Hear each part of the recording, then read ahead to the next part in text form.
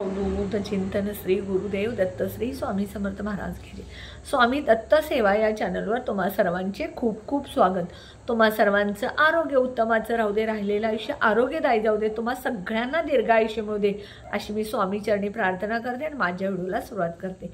हुताशनी पौर्णिमा म्हणजे होळी पौर्णिमा ही 13 तारखेला 10:35 सुरू होते आणि दुसऱ्या दिवशी दुपारी 12:26 संपते। म्हणजे 13 तारखेला सुरू होऊन 14 तारखेला संपते आणि ही हुताशनी पौर्णिमा आपल्याला 13 तारखेला साजरी करायची। आणि ह्या पौर्णिमेला आपल्याला काही विशेष सेवा उपाय जर लक्ष्मी प्राप्तीसाठी केले तर आपल्याला त्याचा फायदा लवकर होत असतो। आपल्या आयुष्यात लक्ष्मी प्राप्तीची उपासना जर आपण या दिवशी केली तर आपल्याला लवकर लक्ष्मी प्राप्ती होत असते। आणि असं म्हटलं जातं की होळीमध्ये वाईट गोष्टीचा नाश केला जातो। म्हणजे आपल्या आयुष्यातल्या ज्या काय वाईट गोष्टी, आपले जे कलिग असतील, आपले जे नातेवाईक असतील, त्यांच्याशी आपले जर संबंध वाईट असतील किंवा आपले संबंध चांगले नसतील तर आपण या दिवसापासून त्यांच्याशी रुसवा फुगवा सोडून आपण त्यांच्याशी चांगले संबंध जोडू शकतो। हे सुद्धा आपण ह्या दिवशी आजूबाजूची जी नकारात्मकता जी असते त्याचा नाश होऊन आपल्या जीवनामध्ये आनंद सुख समृद्धी येत असते। होळीच्या दिवशी नकारात्मकता दूर करण्यासाठी आपण बघा, होळीची जी राख असते, आपण होलिका दहन केलेलं असतं त्याची राख असते ती आपण आपल्या कपाळाला लावत असतो। त्यामुळे आपल्या आयुष्यातल्या ज्या अडचणी आहेत जीवनातल्या त्या सगळ्या दूर होतात, आर्थिक अडचणी दूर होतात। तसंच धनप्राप्तीसाठी या दिवशी आपल्याला सकाळी एक अतिशय महत्त्वाचा उपाय करायचा आहे। हा आपल्याला आर्थिक लाभ मिळवून देऊ शकतो। तसंच आपल्या आयुष्यातल्या आर्थिक अडचणी दूर होऊ शकतात आणि आपल्याला कर्जमुक्ती सुद्धा होते। तर हा उपाय काय करायचा आहे बघा, होळी पौर्णिमे दिवशी सकाळी 10 वाजता तुम्हाला हा उपाय करायचा आहे। कारण सकाळी 10 वाजता पिंपळाच्या पानावर माता लक्ष्मीचं आगमन झालेलं असतं आणि म्हणून आपल्याला ह्या दिवशी पिंपळाच्या झाडाखाली 10 वाजता जाऊन पिंपळाच्या झाडाची पूजा करायची आहे। त्यामुळं तुमच्या आयुष्यात जे लक्ष्मीच्या अडचणी, पैशाच्या किंवा संपत्तीच्या अडचणी किंवा आर्थिक अडचणी असतील त्या दूर होतील। 1 तांब्या पाणी, थोडंसं कच्चं दूध, तुपाचा दिवा, अगरबत्ती, हळद कुंकू, थोड्याशा अखंड अक्षदा आणि त्यानंतर तुम्ही नैवेद्यासाठी साखर किंवा पिवळी मिठाई हे सगळं साहित्य घेऊन तुम्ही पिंपळाच्या झाडाखाली जायचं। जिथे कुठे तुमच्या आसपास मंदिर असेल तिथे पिंपळाचं झाड असेल किंवा तुमच्या आसपास घराजवळ कुठे पिंपळाचं झाड असेल तिथं जायचं। ह्या सगळ्या वस्तू घेऊन जायचं। तिथे गेल्यानंतर सगळ्यात पहिल्यांदा पिंपळाच्या झाडाला नमस्कार करायची, आज्ञा घ्यायची।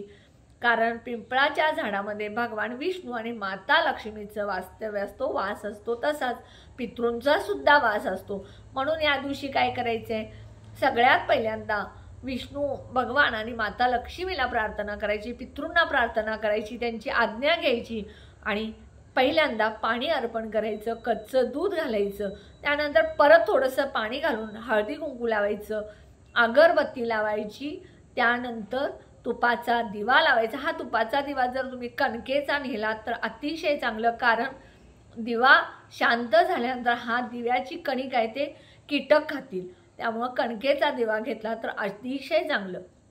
थोडेशा अक्षता टाकायच्या, त्यानंतर तुम्ही जे काय नैवेद्य नेला आहे, मिठाई असो किंवा साखर, त्याचा नैवेद्य दाखवायचा आणि एखादं फूल तुम्ही अर्पण करायचं आणि 11 प्रदक्षिणा पिंपळाच्या झाडाला घालायच्या। आणि त्यानंतर तुम्ही पिंपळाच्या झाडाखाली बसून सगळ्यात पहिल्यांदा एक वेळ महालक्ष्मी अष्टकम, एक वेळ श्री सूक्त किंवा तुम्हाला शक्य झालं तर 11 वेळा महालक्ष्मी अष्टकम आणि 11 वेळा श्री सूक्त म्हणायचं। तुम्हाला हे दोन्हीही येत नसेल तर तुम्ही महालक्ष्मीचा कुठलाही मंत्र तुम्ही म्हणू शकता। 108 वेळा म्हणा, 21 वेळा म्हणा, 11 वेळा म्हणायचा, प्रार्थना करायची आणि घरी निघून यायचं। त्यानंतर बघा, आर्थिक संकट दूर करण्यासाठीचा उपाय, तर तुमच्या घरामध्ये आर्थिक संकट आहे, तुमच्या घरामध्ये आर्थिक सतत अडचणी आहे, तर या दिवशी त्या होलिका दहनची थोडीशी राख तुम्ही लाल कापडमध्ये बांधून ती राख तुम्ही तुमच्या तिजोरीमध्ये किंवा तुमच्या पैशाच्या पाकिटात, पतीच्या वॉलेटमध्ये किंवा व्यवसायाच्या ठिकाणी टेबलच्या ड्रॉवरमध्ये ठेवू शकता. त्यामुळे तुमचे आर्थिक अडचणी दूर होऊन आर्थिक स्थिती चांगली होईल. त्यानंतर बघा, घरात सुख शांती यावी यासाठी उपाय.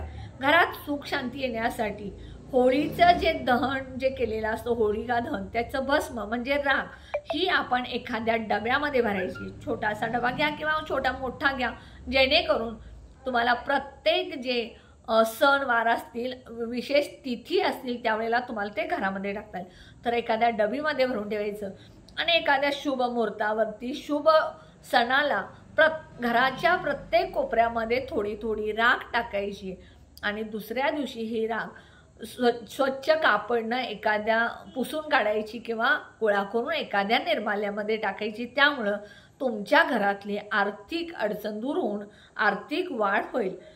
घरातली भांडणे मिटतील, घरातल्या कटकटी दूर होतील.